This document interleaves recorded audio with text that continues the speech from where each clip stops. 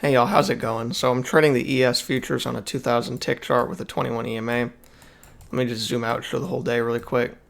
So we have the highs here, or overnight highs here, overnight lows here. We're in this range.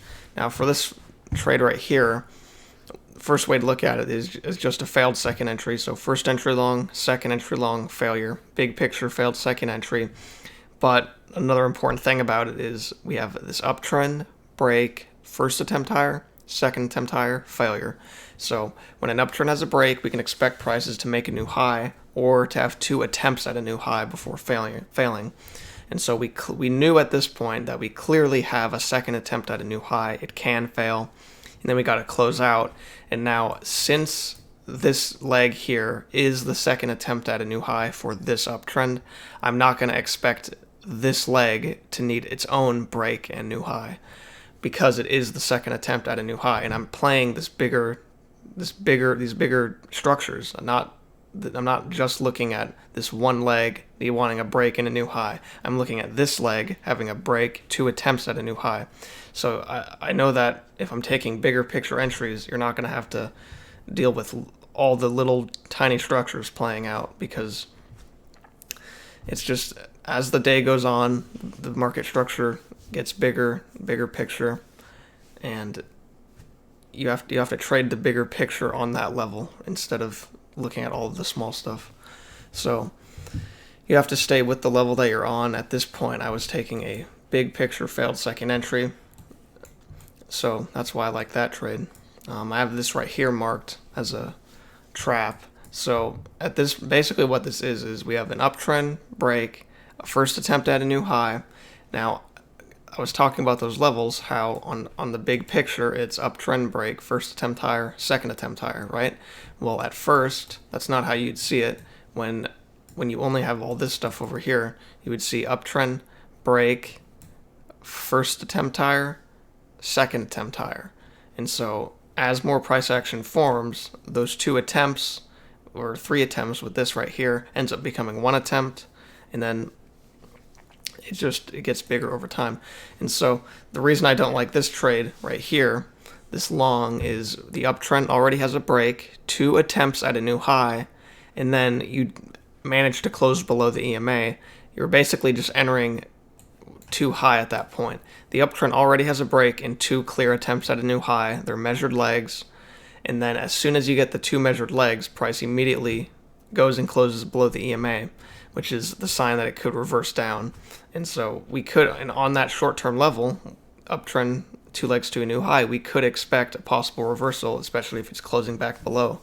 And so I think you would need more price action to form to try to get a bigger picture entry rather than just trying to continue this one move higher here that's already has two legs in it. So that's risky. Not to mention the channel didn't hold here. So anyway, that's why I didn't like that. But anyway, then we go a little bit higher. I don't think it's good. It does not actually reach the full target, but it does push a little bit higher. Then we rush back below. We kind of start going sideways here. It's kind of looking a little bit rangy. We push below, and then here you could say there's a failed second entry. First entry long, second entry long, failure, but that is very short term, very short picture. I'm not going to go for it. You can't go for a big target on that. It's also right into this trend line here. There's just no good short there. That's basically one move down. I don't see two clear legs in that. But then we get what you could say is like a first entry long, second entry long, failure. But that is honestly just shorting way too low. It's into these lows. You don't want to risk that. So that's why I liked the bigger picture entry that we got that was slowly starting to form over here. And then even though like there's this bar right here, it's like it would have looked nice if it had closed all the way out in one bar here, but it really is kind of the same. It kind of works the same because it's just the context that is the main thing. The context is the main thing, and then you worry about the setup next. And so it was great context. The setup could have been better. I would have liked it if it had one good signal bar. I kind of had to use these two bars as one, which is fine. You can do that. On a slightly higher time frame, it would just be one bar. But anyway, so that's how I played it.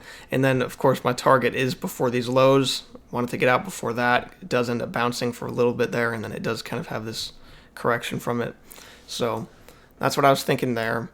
We'd start to go into this bigger downtrend after this move takes off. It's pretty easy to find this channel because it fits so well with the lows.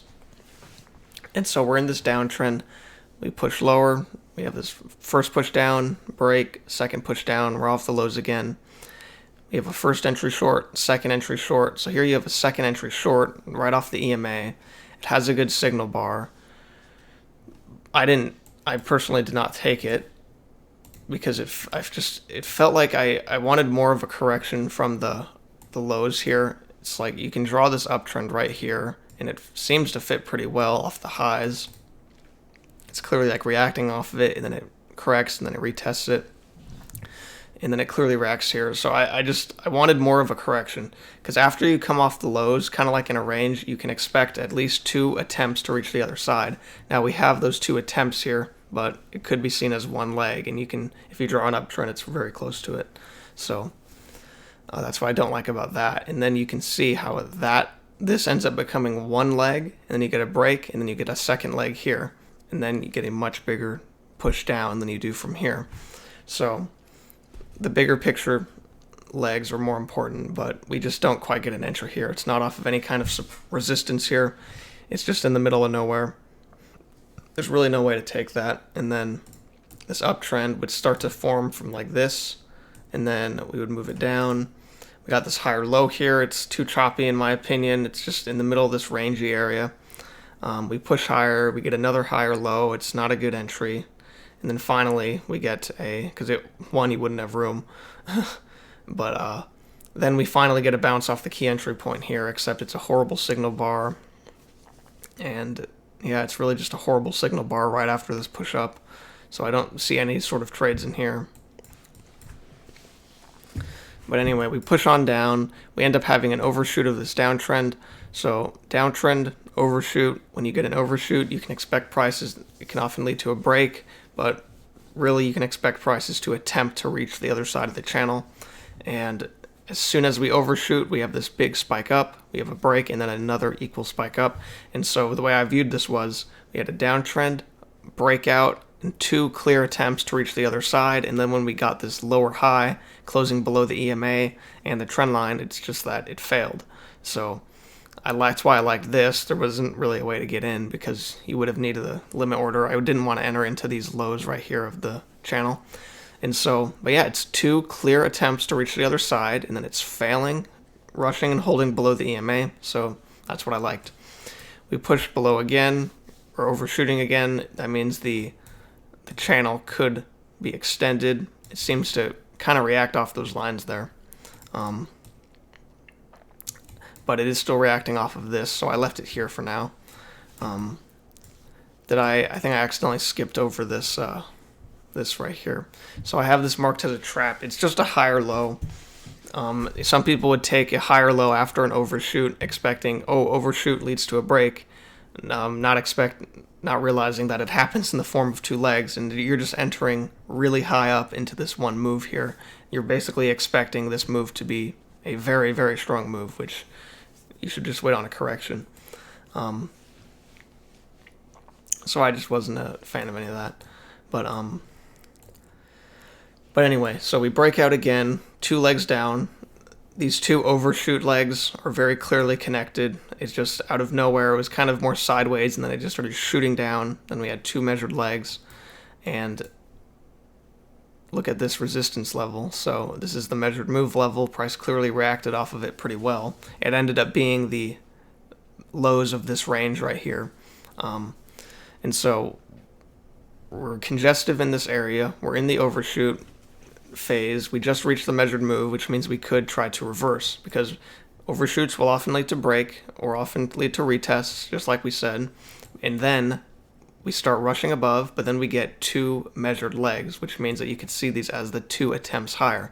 And so you can expect a possible failure to reverse after you get 2 measured legs like that at a reversal area. So we're at the reversal area, we have the 2 pushes up, we're breaking out of the range, most breakouts fail, and then I ended up taking this loss right here.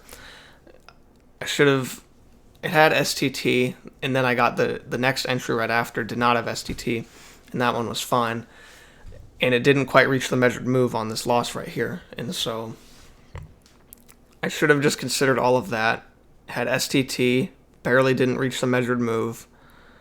I should have just waited on something that reached the measured move and closed out of STT. It's really just and so it just wasn't really the greatest context. Anyway, it's not the greatest context. It's really, you can only go for 1-to-1. You have to get out before the structure, before these lows here, because we are at the end of a measured move. It can reverse there. It's just that it clearly had 2 attempts to reverse, and I can expect it to fail, but it has some things wrong with the setup, which is a problem. It's not even reaching the measured move. But then when we finally reach it, it's a lot better. It's really good. So that was just a mistake. I don't know why I took that. I kind of just let myself overlook that. Because like I knew it had STT. I just took it anyway. Sometimes things like that happen, emotional trades. But anyway, and then I have this right here marked as another trap because I could see why people would take it, but it is right into these lows right here of this channel, which it reacted off of it here.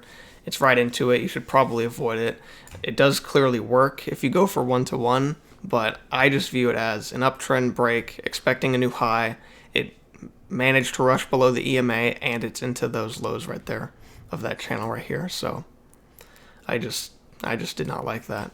And then any short possibilities, it's like it can't even get below the EMA. So it's just not a very good context area. And it's not like, this isn't even right off the key entry point, because I moved the key entry point to there. So it was a break of this, which means the channel didn't hold. It could be reversing, because like I said, we were in a reversal area right here. It failed at first, but after we push lower and then are rushing above and it's holding a little bit better, we could reverse. So it's basically, there's things that look good to go long and things that look good to go short at the exact same time, which always means just don't trade. You shouldn't trade if it looks good to go short. If it's tempting to go long and short at the same time, then it's not a good idea to trade. But eventually I extend it to there, and then we push lower, we rush out of the overnight low, we finally get this little break, push lower. It's really just one leg down, and then these are the real first corrections. So we have this correction, we break, we kind of start to form this range. We have those highs. Once it pushes down from there, we have a double top there, and the EMA is becoming flat. It's getting a little bit choppier. We attempt to make that second leg. We don't quite reach it. We just stay within this range right here, and then when we finally reach it, we get a good looking trade. So we have the measured move. We're expecting price to reach it. Price breaks out of the range. It reaches it. We're at the measured move with the bearish bias. And now about the overnight lows, when you break out, you can expect a fade, or at least an attempt to fade, 2 attempts to fade. And then we got first attempt to fade and then second attempt to fade with this measured move. I could put this right here, and then you can see the exact like legs. We could expect the measured, I'm trying to grab it. I'm trying to grab that measured move. We can expect the measured move from here, and then it can try to attempt to reach it, but then it oftentimes will go back to like the starting area from where the measured move is stemming from, and then it'll have it in one big spike from there, which is what ended up happening. But we could kind of predict it from all the way over here. And then, so yeah, as soon as it reached it, it was right off the measured move, breakout, failed breakout trade. I liked that short. And then it did not have STT. Let me draw that.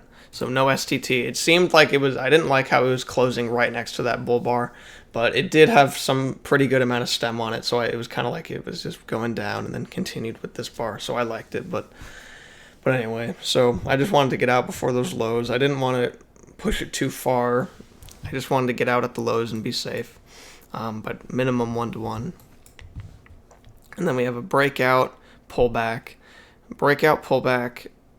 I'm not a fan of breakout pullbacks, usually unless they're another setup. And it's not another setup, so I didn't really like anything in here, to be honest. And then these setups actually look worse because they're just shorting, but you're shorting even lower than up here, so I didn't like anything to go short here. And then eventually it's just too close. You're like right into the trend line here, and it gets very choppy within it. And it looks like we're going to this range right here. So that's really it for the day. I'm going to get this uploaded, and yep, I'll see y'all next time.